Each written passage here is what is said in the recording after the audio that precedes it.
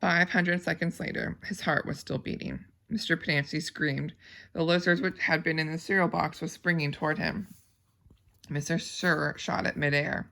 Stanley felt the blast shatter the air around him. The lizard scurried frantically across his very still body. He did not flinch. A lizard ran across his closed mouth. He glanced at Zero, and Zero's eyes met his. Somehow they were both still alive, at least for one more second, one more heartbeat. Mr. Sir lit a cigarette. I thought you'd quit, said one of the other counselors. Yeah, well, sometimes sunflower seeds just won't cut it. He took a long drag on his cigarette. I'm going to have nightmares the rest of my life. Maybe we should just shoot them, suggested Mr. Pedanski. Who? Said a counselor. The lizards or the kids? Mr. Pedanski laughed grimly. The kids are going to die anyway, he laughed again. At least we got plenty of graves to choose from. We've got time, said the warden. I've waited this long. I can wait another few. Her voice trailed off. Suddenly felt a lizard crawl in and out of one of his pockets. We're going to keep our story simple, said the warden. That woman's going to ask a lot of questions. The AG will most likely initiate an investigation. So this is what happened. Stanley tried to wander away in the night, fell in a hole, and the lizards got him. That's it. We're not even going to give them Zero's body. As far as anybody knows, Zero doesn't exist. Like Mom said, we got plenty of graves to choose from. Why would he run away if he knew he was going to get released today, said Mr. Pedanski. Who knows? He's crazy. That's why we couldn't release him yesterday. He was delirious, and we had to keep watch over him so he wouldn't hurt himself or anybody else. She's not going to like it, said Mr. Pedanski. She's not going to like anything we tell her, said the warden. She stared at Zero in the suitcase. Why aren't you dead yet? She asked. Stanley only half listened to the talk of the counselors. He didn't know who that woman was or what AG meant. He didn't even realize they were initials. It sounded like one word, AG. His mind was focused on the tiny claws that moved up and down his skin and through his hair. He tried to think about other things. He didn't want to die with the images of the warden, Mr. Sir, and the lizards etched in his brain. Instead, he tried to see his mother's face. His brain took him back to the time when he was very little, all bundled up in a snowsuit. He and his mother were walking hand in hand, mitten and mitten, when they both slipped on some ice and fell and rolled down a snow-covered hillside. They ended up at the bottom of the hill. He remembered he almost cried, but instead he laughed. His mother laughed, too. He could feel the same light-hearted feeling he felt then, dizzy from rolling down the hill. He felt the sharp coldness of the snow against his ear. He could see flecks of snow on his mother's bright and cheery face. That was where he wanted to be when he died. Hey, caveman, guess what, said Mr. Pedanski. You're innocent after all. I thought you should know that. Your lawyer came to get you yesterday. Too bad you weren't here. The words meant nothing to Stanley, who was still in the snow. He and his mother climbed up the hill and rolled down again, this time on purpose. Later, they had hot chocolate with melted marshmallows. It's getting close to 4:30, Mr. Pedanski. They'll be waking up. The warden told the counselors to return to the tents. She told to give the campers breakfast and make sure they didn't talk to anyone. As long as they did as they were told, they wouldn't have to dig any more holes. If they talked, they would be severely punished. How do we say they'll be punished, one of the counselors asked. Let them use their imagination, said the warden. Stanley watched the counselors return to the tents, leaving only the warden and Mr. Sir behind. He knew the warden didn't care whether the campers dug any more holes or not. She'd found what she was looking for. He glanced at Zero. A lizard was perched on his shoulder.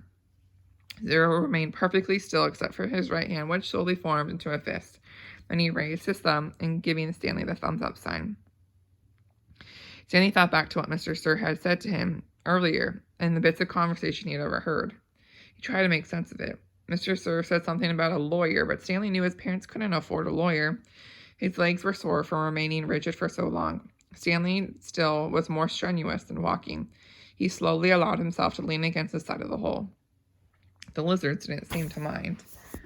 The sun was up, and Stanley's heart was still beating. There were 8 lizards in the hole with him. Each one had exactly 11 spots. The warden had dark circles under her eyes from the lack of sleep. The lines across her forehead and face seemed exaggerated in the stark morning light. Her skin looked blotchy. Satan, said Zero. Stanley looked at him, unsure if Zero had spoken or if he'd just imagined it. Why don't you go see if you can take that suitcase from Zero, the warden suggested. Yeah, right, said Mr. Sir. The lizards obviously aren't hungry, said the warden. Then you go get the suitcase, said Mr. Sir. They waited. Satan Lee, said Zero.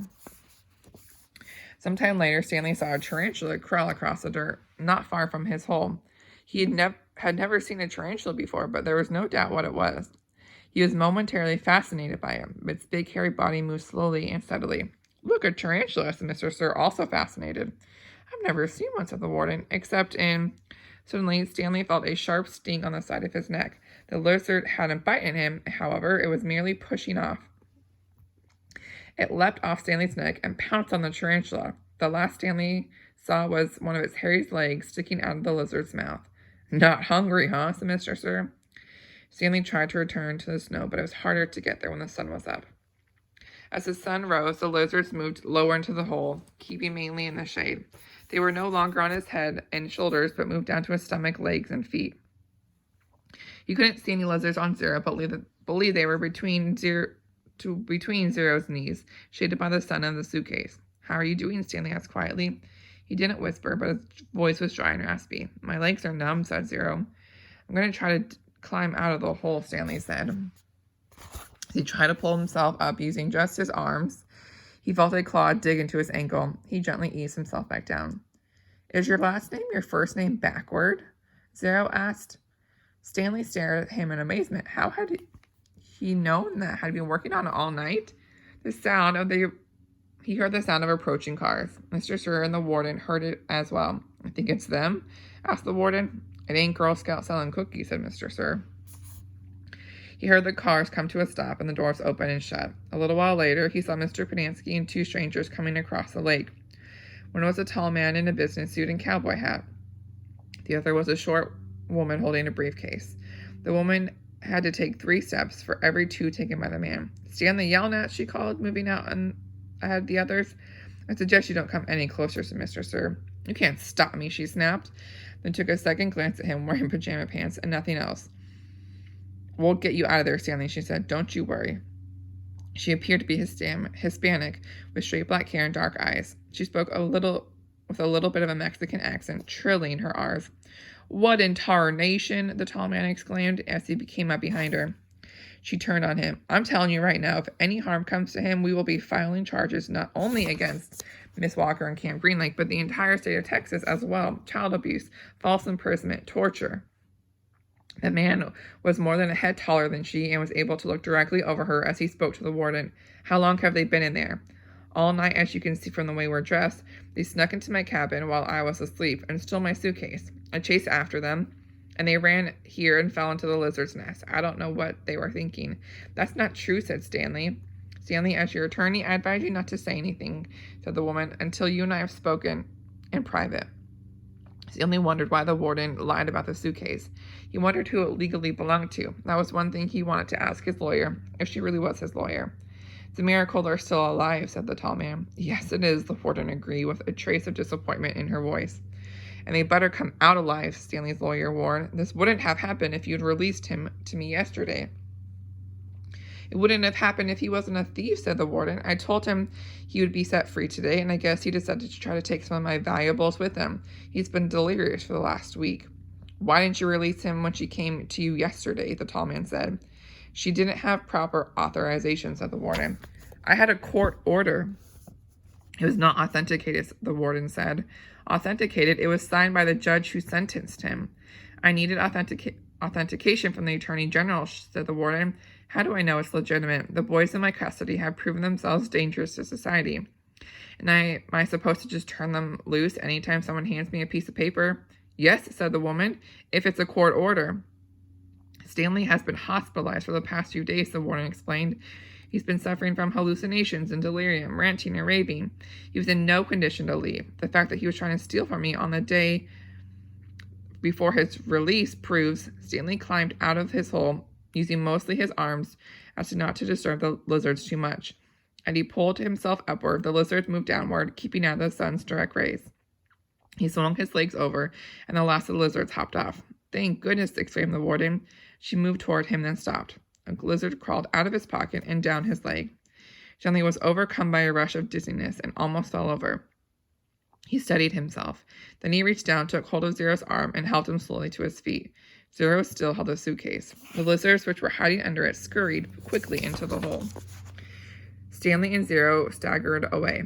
The warden rushed to them. She hugged Zero. "Thank goodness you're alive," she said, as she tried to take the suitcase from him. He jerked it free. "It belongs to Stanley," he said. "Don't cause any more trouble," the warden warned. "You stole it from my cabin, and you've been caught red-handed. If I press charges, Stanley might have to return to prison."